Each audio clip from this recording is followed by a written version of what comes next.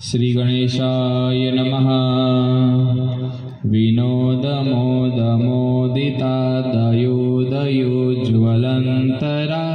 निशुम्भशुम्भदम्भधारणेषु दारुणारुणा अखण्डगण्डदण्डमुण्डमण्डली विमण्डिता प्रचण्डचण्डरश्मिरश्मिराशिशोभिता शिवा आमन्दनन्दनन्दिनी धराधरेन्द्रनन्दिनी प्रतीर्णशीर्णतारिणी सदायकार्यकारिणी तदन्धकान्तकान्तिकप्रियेश कान्तकान्तिका मुरारिकामचारी काममारिधारिणी शिवा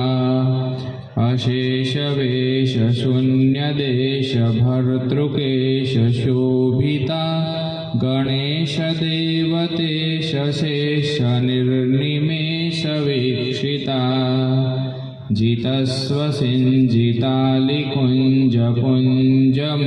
जितस्वसिञ्जितालिकुञ्जपुञ्जमुञ्जगुञ्जिता समस्तमस्तकस्थिता निरस्तकामकस्तवा ससम्भ्रमं भ्रमं भ्रमं भ्रमन्ति मूढमानवा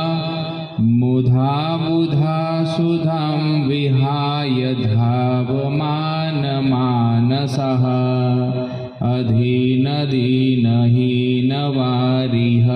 नमीनजीवना ददातु सम्प्रदाशिषं वशं वदार्थमाशिषम्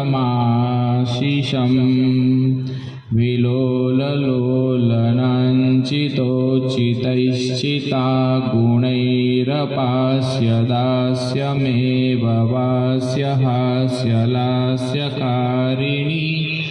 निराश्रयाश्रयाश्रयेश्वरी सदा वरीयसी